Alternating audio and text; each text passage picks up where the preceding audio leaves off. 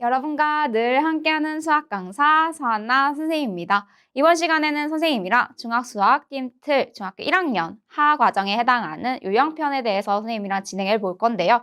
우리가 앞서 진행했던 중학교 1학년 상 과정에서는 보통 대수식이나 계산에 대해서 우리가 다뤄보았다면 이번에는 우리가 새로운 도형, 기하적인 관점에서 다뤄볼 거예요. 그래서 첫 번째 단어로 기본 도형입니다. 이번 시간에는 선생님이랑 개념 정리하고 그 다음에 문제풀이로 넘어가도록 하겠어요. 첫 번째 기본 도형 보도록 할게요. 우리가 교점, 교선이라고 되어 있는 건 얘들아 이게 무슨 말이냐면 사귈 교, 이렇게 만날 교 이런 의미를 가지고 있어요. 그래서 얘네들이 만난다 그리고 사귄다 라는 의미로 지금 만나는 점, 만나는 선에 대해서 우리가 교점, 교선이라는 용어를 쓸 거야. 그러면 이제 교점, 교선을 배우기 이전에 우리가 기본으로 가지고 있는 도형이 무엇인가 있나 봤더니 점, 선, 면에 대해서 얘기를 하고 있습니다. 우리 점이라는 것은 어떤 딱 여러분들이 한 점 이렇게 찍어줄 수 있어. 그치? 그런데 이 점들이 모이고 모여서 이루는 게 무엇인가 봤더니 쭉 이어지면 아주 빼곡하게 빈틈없이 이어주면 그게 바로 선이 되더래. 그래서 우리가 일반적으로 곡선도 다룰 수 있고요. 직선도 다룰 수 있고요. 이렇게 얘기할 수 있겠네. 그러면 얘들아 선이 모이면 무엇이 될까? 선이 모이면 쭉 연결이 돼서 우리가 면을 얘기할 수 있을 거야. 그래서 지금 보면 점이 움직이는 자취는 뭐냐면 그 흔적이라는 거야. 점이 지나간 흔적. 그래서 이 자취에 대해서는 선이라고 얘기할 수 있고요. 선이 움직인 자취는 면이 됩니다. 그러니까 점이 모여서 선이 되고 선이 모여서 면이 된다 라고 기억해 주시면 되겠네요. 됐나요? 네. 그리고 이제 도형의 종류는 크게 두 가지가 있어요. 어떤 도형이 있냐면 평면 도형과 입체 도형이 있습니다. 말 그대로 평면 도형은 우리가 이 평면에서 확인할 수 있는 그냥 사각형, 삼각형과 같은 이러한 한 평면 위에 있는 도형을 우리가 평면 도형이라고 얘기를 하고요. 입체 도형은 여러분들이 지금 볼 수 있는 것들, 이제 실생활에서 볼 수 있는 기둥이라든지 아니면 뿌리라든지 그래서 입체적으로 우리가 확인할 수 있는 3차원 공간에서 확인할 수 있는 도형을 이제부터 입체 도형이라고 합니다. 그럼 입체 도형에 대한 정의는 어떻게 하고 있냐면요. 지금 우리가 평면 도형에 대해서 배웠잖아요. 그래서 한 평면 위에 있는 도형을 평면 도형이라고 한다면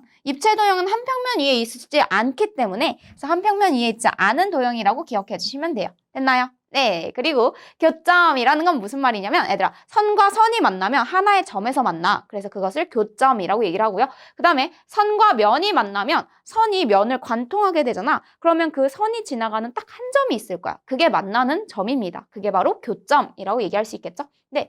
교선이라는 것은 얘들아 뭐냐면 선이 돼야 되는데 만나서 선이 된다? 그럼 뭐가 만나야 될까라고 생각을 하면 면과 면이 만나야만 우리가 선으로 딱 지져낼 수 있겠네요. 그럼 그림을 보고 한번 확인해 보도록 할게요. 면과 면이 만나서 생기는 교선이라고 얘기할 수 있겠고요. 그럼 선생님 면과 면이 만나서 교점이 생기진 않나요? 라고 생각할 수 있는데요. 여러분 잘 생각해 볼까요? 이 면이라는 것은 우리가 선이 이어져서 선들의 자취를 면이라고 합니다. 그러면 얘네들이 이어져 있는 중간에 이 전체적인 면이 지금 여기서는 우리가 제한적으로 확인하고 있지만 사실은 쭉 뻗어나가고 있는 평면 상태라고 생각을 해보자. 그럼 평면과 평면이 만나는 건 교선이 생긴다고 생각해 줄 수 있겠네요. 알겠죠? 그래서 우리가 지금 교점이 생기는 것은 직선이 관통할 때나 아니면 두 직선이 만나서 생기는 교점이라고 생각해 주면 되겠어요. 됐나요? 네, 그러면 선생님이랑 각기둥과 각불의 교점과 교선의 개수에 대해서도 정리하고 넘어갈게요. 지금 각기둥의 교점의 개수는 어떻게 얘기를 할 수 있냐면 각 꼭지점의 개수야. 교점이라는 것은 각 기둥에서도 우리가 만나는 점들이 있잖아. 예를 들어서 제일 쉬운 정육면체로 생각을 해보자. 자, 정육면체가 있습니다. 이 정육면체에서 만나는 점이라는 것은 이 꼭지점이 하나, 둘, 셋, 넷. 저기 뒤에 숨어져 있지만 사실 하나, 다섯, 여섯, 일곱, 여덟 개예요. 이렇게 교점의 개수는 꼭지점의 개수라고 해석해 주시면 되겠고요. 그 다음에 교선의 개수는 뭐냐면 면과 면이 만나서 생기는 모서리를 얘기해 주시면 되겠습니다. 됐나요? 네, 그래서 여러분들이 이제부터 선생님이랑 교점의 개수가 몇 개인지 교선의 개수가 몇 개인지를 한번 세어보도록 할 거예요. 다음으로 넘어가도록 할게요. 네, 다음으로 넘어가면 지금 직선, 반직선, 선분이라고 하는 용어를 배우게 됩니다. 지금 직선이라는 건 뭐냐면 지금 우리가 쭉 뻗어나가고 있는 어떤 선에 대해서 일하는 건데 직으로 계속 직진 이렇게 얘기하면 생각하면 돼. 그러면 이제 한 점을 지나는 직선은 무수히 많고요. 그리고 두 점을 지나는 직선은 오직 하나뿐이다 라고 얘기했는데 그림이 너무 잘 나와 있어. 잘 볼게. 이 점을 지나는 특정한 A를 지나는 직선은요. 하나, 둘, 셋 엄청 무수히 많이 내가 그려줄 수 있어. 그치? 그런데 여기서 두 점을 지나는 직선은 우리가 A, B를 반드시 지나야 하기 때문에 그 두 점을 지나는 직선은 딱 하나로 결정이 되게 됩니다. 그래서 여러분들이 문제를 풀다 보면 두 점을 지나는 직선은 오직 하나뿐이다 라고 해서 이 개념을 정말 많이 사용할 거예요. 됐나요? 네, 그 다음에 직선, 반직선, 선분 드디어 나왔습니다. 직선이라는 것은 서로 다른 두 점 A, B를 지나면서 양쪽으로 곧게 뻗은 선 이렇게 돼 있어요. 곧게 뻗은 선. 이게 얘들아 한자로 곧을 직자야. 그래서 여러분들이 직선이라고 하면 곧게 뻗어 있는 선입니다 라고 그렇게 해석해주면 돼. 우리 수학적인 용어에는 사실 아직 한자에 대한 풀이가 많이 스며들어 있습니다. 여러분들이 그 뜻을 각각 기억해 주시면 좋겠네요. 그러면 반직선이라는 건 뭔 말이냐면 반절만 직선이다 라는 의미야. 쉽지? 그럼 반절만 직선이라는 게 어떤 의미인지 보도록 할게. 직선 AB 위에 있는 점에서 지금 점 A에서 출발을 해서 점 B 방향으로 한없이 뻗어나가는 선이라고 되어 있네요. 그럼 선생님 지금 A에서 출발하여 B로 뻗어나가고 있는 직선이라고 하면 그러면 BA라고 표현하는 것도 있나요? 맞아요. 정말 중요한 걸 키포인트로 잘 잡아줬어. 잘 봐. 얘들아, A로부터 시작해서 B로 뻗어나간다 라는 의미를 반영해서 반직선 표현은 이렇게 되는데 그럼 반직선에서는 방향이 매우 중요해. 얘는 B에서 출발해서 A로 뻗어나가요 라는 의미를 포함하고 있는 거야. 알겠지? 그렇다면 일반적으로 A, B의 반직선과 B, A의 반직선은 서로 다르겠네요. 그쵸? 그래서 방향이 있는 직선은 반직선이라고 생각해 주시면 되겠고요. 직선 같은 경우에는 그냥 쭉 뻗어나가고 있는 직선입니다. 라고 기억해 주시면 되겠습니다. 그럼 선분은 뭘까요? 지금 똑같이 다 A, B에 대해서 얘기를 하고 있는데 두 점 A, B에 대해서 선분이라는 것은 뻗어나가고 있는 직선이 아니라 딱 A에서부터 B까지 제한해서 생각을 하고 있는 거야. 그래서 A, B를 포함하되 A에서부터 B까지의 부분을 이제부터 선분 A, B입니다. 라고 표현을 하고요. 우리 기호로도 확인해 보도록 할게요. 직선은 얘들아 쭉 뻗어나가고 있는 상태니까 화살표로 계속 표현을 해주는 거야. 나 뻗어나가고 있어요. 라고. 알겠지? 그 다음에 반직선이라는 것은 우리가 오른쪽으로 가고 있습니다. 방향을 나타내주고 있죠. 그래서 A에서 B로 나타내고 있네요. 됐나요? 그 다음에 A, B라는 것은 딱 여기까지 A에서부터 B까지 라는 표현으로 선분 표현을 기억해 주시면 되겠습니다. 됐나요? 네, 그러면 다음으로 넘어갈게요. 네, 그 다음 두 점 사이의 거리와 선분의 중점에 대해서 선생님이랑 배워보도록 할게요. 자, 두 점 사이의 거리라는 건 무슨 말이냐면 선생님과 어떤 친구가 딱 서 있어. 그러면 선생님과 친구 사이의 거리라고 얘기를 했을 때 우리가 점이 되는 거야. 그러면 점이라는 표현은 우리가 도형에서 생각을 하니까 우리 평면에서 한번 생각을 해볼까? 지금 A, 선생님과 선생님 친구에 대한 지금 그 두 점 사이의 거리를 구하세요 라고 한다면 거리라는 것은 얘들아 아주 짧은 거리를 얘기하는 거야. 최단 거리. 그래서 뺑 돌아갈 수도 있고 막 구불구불해서 갈 수도 있는데 지금 우리가 얘기하는 것은 되도록이면 A에서부터 B까지, B에서부터 A까지 가장 짧은 거리를 이제부터 뭐라고 하냐면 두 점 사이의 거리예요 라고 얘기를 하고 그게 선분 A, B의 길이입니다 라고 약속을 할 거예요. 알겠나요? 이제 수학에서 여러분들한테 거리, 어떤 두 선분의 길이라고 하는 것은 A점, B점으로부터 가장 짧을 때의 길이입니다. 라고 얘기해 주시면 돼요. 됐나요? 네, 그 다음에 선분의 중점으로 넘어갈게요.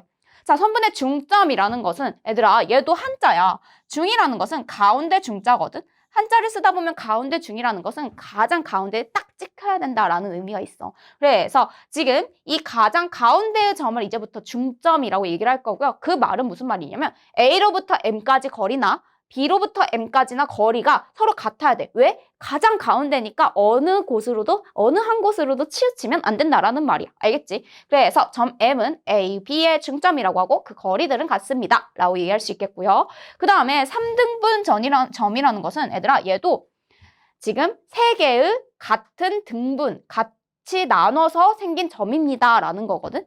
지금 이게 무슨 말이냐면 이게 석삼자리고요. 그 다음에 얘가 지금 같을 등이야. 같을 등, 같다. 우리가 등호, 이런 등식이라는 표현을 쓸 때 있잖아. 그때 쓰는 게 등이거든. 같을 등. 분이라는 건 나눌 분자예요. 나누겠어요. 몇 개로 나눈다고요? 앞에? 세 개로 나눈다고. 그래서 세 개로 나누는 그때의 점을 이제부터 3등분 점이에요. 라고 얘기를 할 거야. 그럼 3등분이라는 건 세 개가 같아질 때의 점을 얘기하는 거야. AM, MN, BN이 얘네들이 같아진다면 그 MN을 모두 3등분 점입니다. 3개로 나눌 수 있는 그 2개의 점 이렇게 얘기할 수 있겠네요. 됐나요? 네.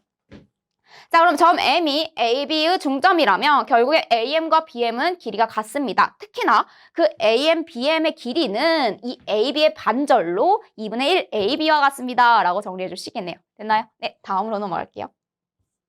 네, 그러면 선생님이랑 같이 증점에 관련되어 있는 예제 하나만 보고 넘어가도록 할게요. 지금 오른쪽 그림에서 두 점 PQ는 AP, PQ, QB. 얘들아, 지금 봤더니 AB에서 얘네들의 선분이 모두 같대. 그럼 얘는 뭐야? 그렇지, 3등분 점이야. 이 PQ가 의미하는 거는 3등분 점인데 특히나 그 R이라고 하는 점은 그 3등분한 AP에 대한 중점이에요 라고 표현이 되어 있어. 됐어? 그러면 얘들아, 선생님이 만약에 이 PR의 길이를 X라고 했다면 여기도 X겠지. 그치? 중점이니까 우리가 이렇게 XX로 표현할 수 있어. 그렇다면 여기가 XX,X면 여기 전체 AP의 길이는 뭐가 되는 거야? 2X가 되겠네.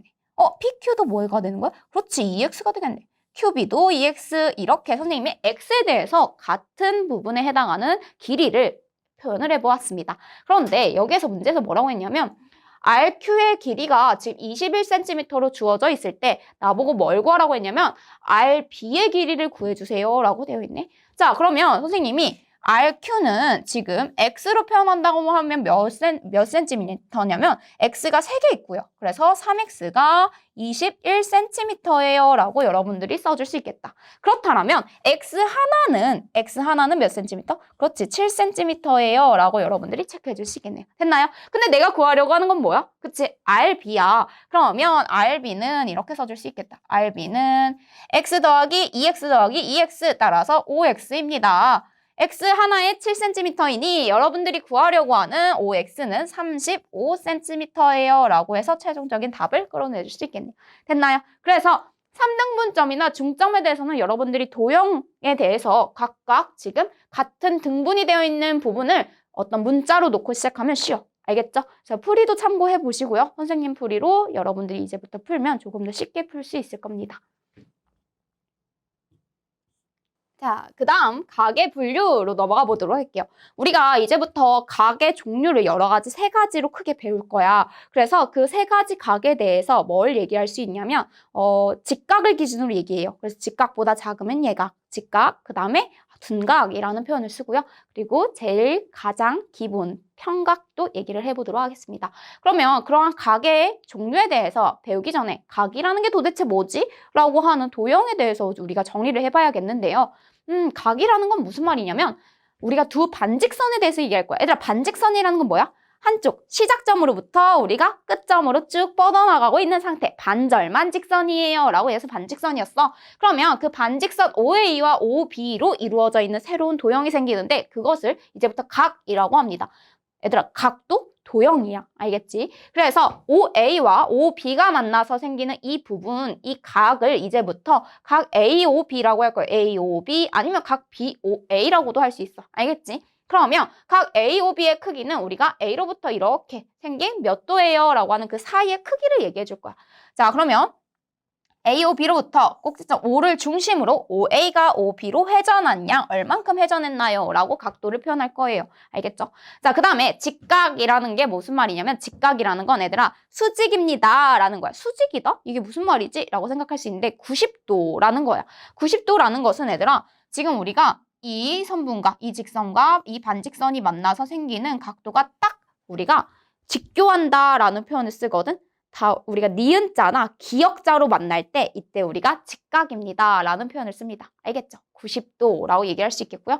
평각이라는 건 무슨 말이냐면 얘들아 전체 각도가 180도일 때 쭉 뻗어나가고 있는 평평한 상태에서 각을 쟀더니 그게 바로 180도예요 라고 기억해주면 돼. 자, 그럼 평각 이렇게 생각할 수 있고요. 자, 예각이라는 것은 기준이 뭐냐면 아까 기준, 직각을 기준으로 직각보다 작으면 우리가 예각이라고 얘기할 거고요. 직각보다 크면 우리가 둔각이라는 표현을 쓸 겁니다. 그래서 지금 보면 예각이라는 것은 우리가 반직선 2개로 만났더니 그 사이의 각도가 90도보다 작아. 그럼 예각이고요. 만약에 지금 두 반직선에 대해서 지금 그 각이 90도보다 크다면 그것을 바로 둔각이라고 얘기합니다. 그럼 제일 기본이 되는 직각으로부터 예각, 지금 둔각까지 생각해 볼 수 있겠고요. 그리고 평각은 평평할 때 제일 기본 180도입니다. 라고 기억해 주시면 돼요.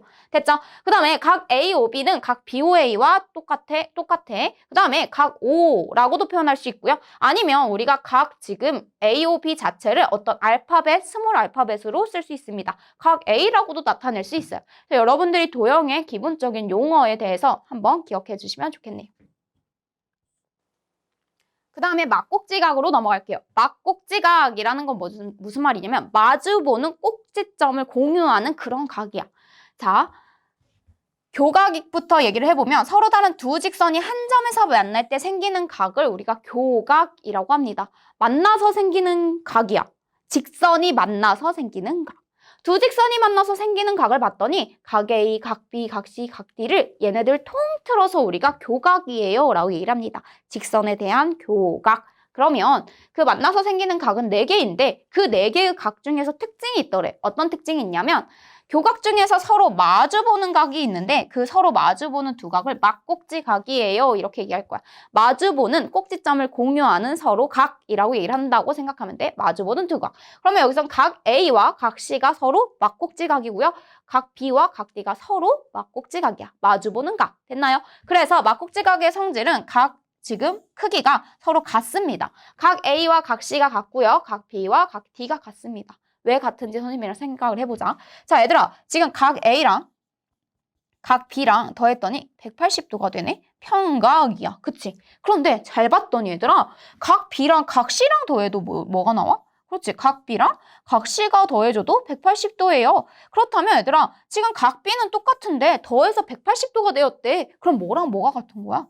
그치. 각 A와 각 C가 같습니다. 라는 결과를 얻어낼 수 있겠네요. 됐나요? 이래서 여러분들이 막꼭지각이 같다라는 우리가 기호를 알 수 있을 거야. 됐어요? 자, 그러면 두 직선이 한 점에서 만날 때 생기는 막꼭지각의 쌍은 지금 두 쌍입니다. 라고 돼 있어. 지금 하나, 둘, 두 쌍이고 확인할 수 있겠죠? 됐나요? 그런데 얘들아 잘 봐봐. n개의 서로 다른 직선이 한 점에서 만날 때 생기는 막꼭지각의 쌍의 개수가 n 곱하기 n-1이래. 자, 이렇게 되어 있으니까 좀 어렵지 않아? 그래서 선생님이 지금 이 부분에 대해서 한번 보도록 할게요. 자, 만약에 얘들아 세 개의 직선부터 생각을 해보자. 자, 세 개의 직선에서 우리가 생각을 해보면 하나, 둘, 셋 꼭지점을 공유하는 이런 친구가 있어요. 됐나요? 그렇다면 지금 우리가 어떻게 생각할 수 있냐면 각 A와 각 B, 각 C, 각 D, 각 E, 각 F로 표현할게. 그러면 각 A랑 각 D랑 같고요. 각 A랑 각 D랑 같고 이런 식으로 쌍으로 같다라고 하면 각 B랑 각 E랑 같고요. 각 C랑 그 다음에 각 F랑 같습니다. 선생님 세 쌍밖에 없는데요? 라고 생각할 수 있는데 얘들아 잘 봐봐. 지금 우리가 생각한 거는 하나로 쪼개서만 생각한 거잖아. 근데 두 개 우리가 직선과 직선이 만나서 생기는 각이 생길 수 있어. 즉 A, B를 합쳐서 생긴 이쪽의 막꼭지각. 그렇지? 그 다음에 AF가 만나서 생기는 이쪽의 막꼭지각. 그 다음에 또 FE가 만나서 생기는 막꼭지각이라고 생각할 수 있네. 그러면 각이 지금 두 개가 만나서 각의 개수가 두 개일 때 그 두 개씩 만났을 때 또 하나씩 생기고 있네. 그래서 세 개가 더 생겨요. 그럼 총 몇 개냐? 6개네요. 6개요? 쌤? 그러면 지금 세 개의 직선이 서로 다른 세 개의 직선이 만나서 생기는 막꼭지각의 쌍의 개수는 3 곱하기 2라고 하는데 6개 맞네요, 선생님. 그러면 4개의 직선, 5개의 직선에 대해서도 얘기할 수 있나요? 네, 맞습니다. 그래서 선생님이 이 부분에 대해서 해석을 해주면 n 곱하기 n-1이라고 되어 있잖아. 지금 얘는 무슨 말이냐면 n개의 직선이야. 그래서 직선의 개수를 n개라고 했을 때 자, n-1개는 각의 개수라고 생각해주면 돼요. 서로 다른 각의 개수. 서로 다른.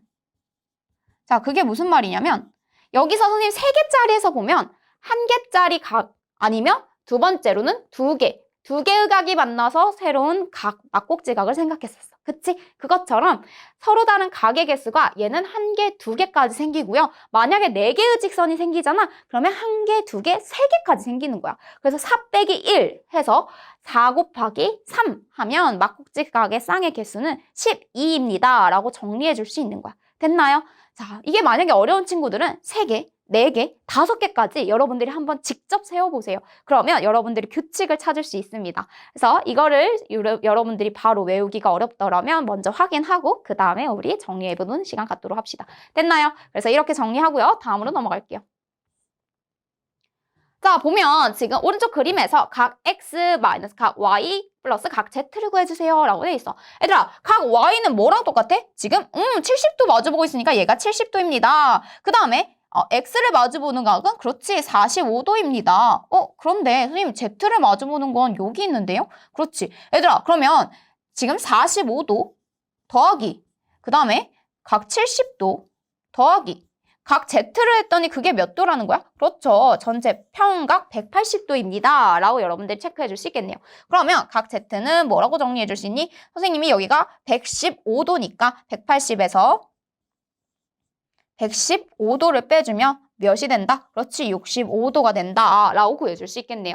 됐나요? 그러면 우리 x, y, z에 대해서 계산을 해봅시다. x가 45도이고요. 그 다음에 y가 70도이고요. 그 다음에 z가 65도입니다.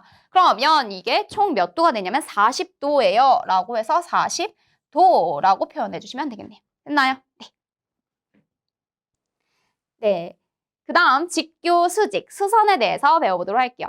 앞에서 선생님이 90도라는 용어를 썼는데 90도라는 것은 기역자나 니은자로 완벽한 기역자나 완벽한 니은자로 만날 때 우리가 직각입니다 라고 얘기를 했어. 직각이라는 것은 각을 재어봤을 때 90도라는 크기, 각의 크기를 가지면 직각이었어요.